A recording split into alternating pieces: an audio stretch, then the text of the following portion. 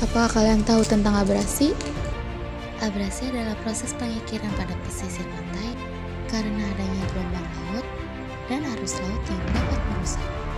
Nah, kira-kira apa sih penyebabnya?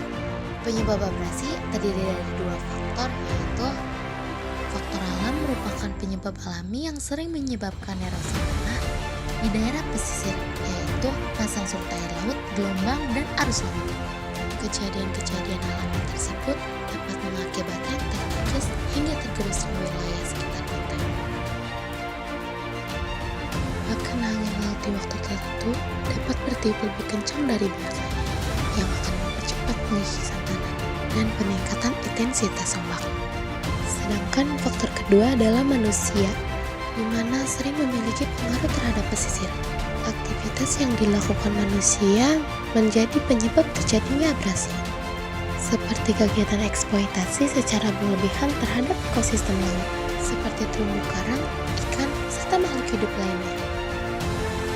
Ketidakseimbangan tersebut akan membuat gelombang laut lebih mudah mengarah menuju pesisir pantai, sehingga mudah terjadi abrasi.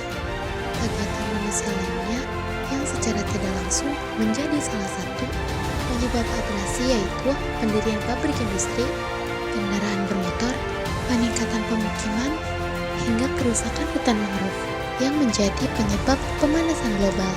Pemanasan global membuat suhu di bumi jadi meningkat sehingga menyebabkan mencainya es pada wilayah kutub dan volume air laut menjadi meningkat, yang berdampak pada abrasi hingga bencana lainnya.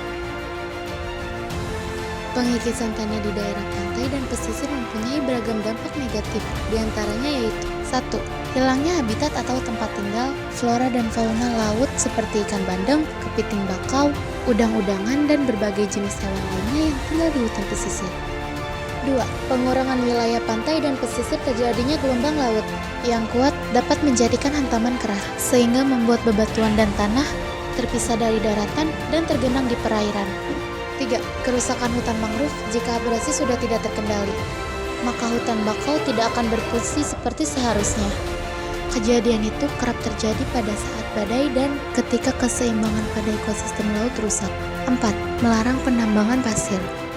Ini merupakan tugas dan tanggung jawab pemerintah daerah dan pusat yang harus tegas, melarang kegiatan penambangan pasir di daerah-daerah tertentu, yaitu melalui peraturan pemerintah. Pencegahan abrasi dapat dilakukan bila persediaan pasir di lautan masih memadai, sehingga gelombang air tidak menyentuh garis pantai. Kita dapat mencegah abrasi dengan melakukan 1. Penanaman hutan mangrove, salah satunya tanaman bakau, yang fungsinya sebagai batasan wilayah laut dengan kawasan pantai, dengan akarnya yang kuat dan dapat menahan gelombang air laut.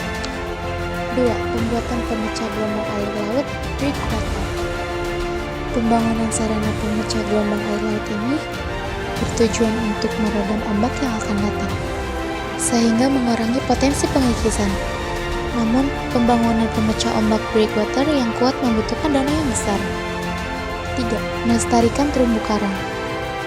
Bertujuan untuk menjaga ekosistem pada daerah pesisir dan laut, karena terumbu karang bisa digunakan sebagai tempat tinggal ikan laut dan bahkan mengurangi gelombang laut.